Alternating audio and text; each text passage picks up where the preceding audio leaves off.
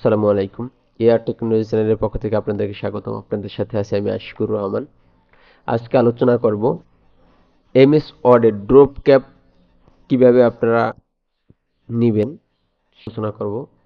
অবশ্যই ভিডিওটা শুরু করার আগে চ্যানেলটা সাবস্ক্রাইব করবেন এবং লাইক কমেন্ট করে সাথে থাকবেন। চলুন দেখে আসি ড্রপ ক্যাপ করার নিয়ম। সেক্ষেত্রে আমি একটা কিছু লিখে আগে রেখে দিয়েছি আপনাদের জন্য। চলুন ওইটা ওপেন করি এমএস ওয়ার্ডে। তারপরে আমি যদি ড্রপ ক্যাপ করে ডব্লু, প্রথম যেহেতু লাইনের প্রথম অক্ষর হবে শুরুর, তাহলে আমি কার্সার যে জায়গায় থাকুক না কেন আপনি ইনসার্টে যাবেন। ইনসার্টে যাওয়ার পরে ড্রপ ক্যাপে ক্লিক করবেন। ড্রপ ক্যাপে ক্লিক করার পরে আমি এই ড্রপ ক্যাপে নিলাম, প্রথমটাই আমি নিয়ে নিলাম। দেখেন ড্রপ ক্যাপ হয়ে গেছে। এখন আমি এইটা 3 লাইনের পরে এইটা 3 লাইন নিয়ে ড্রপ ক্যাপটা হয়েছে, তারপরে কিন্তু লাইনগুলো ঠিক আছে। আমি চাই যে এইরকমের সোজা সম্পূর্ণ ড্রপ ক্যাপটা হবে, লাইনগুলো এদিকে থাকবে। সেক্ষেত্রে আমি কি করব, আবার ড্রপ ক্যাপে যাব। যাওয়ার পরে দেখেন লাইন মার্জিন ড্রপ ক্যাপ এটারে বলে। এখন আমি যদি না চাই যে না আগেরটাই থাকবে, সেক্ষেত্রে আমি কি করব, আবার ক্লিক করব, ড্রপ ক্যাপে যাব, এই যে ড্রপ ক্যাপ দিয়ে দেব। এখন এটি আপনি কাস্টমাইজ করতে পারবেন।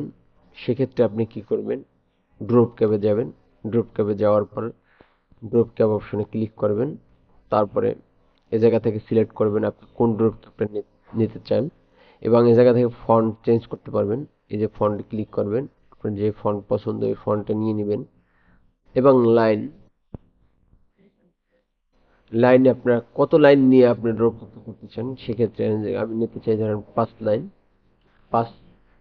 5 লিখবো, লিখে ওকে দেবো। দেখবেন এই জায়গায় 3টে আছে, এখন এই জায়গায় 5টা হয়ে যাবে। এই দেখেন 1 2 3 4 5টা নিয়ে কিন্তু ড্রপ ক্যাপ হয়েছে। এখন আমি এটা চাই যে না, আমি ড্রপ ক্যাপ রাখবো না। সেক্ষেত্রে আমি কি করব, আবার ড্রপ ক্যাপে ক্লিক করব, এই নন ক্লিক করব। সেক্ষেত্রে আবার ড্রপ চলে যাবে।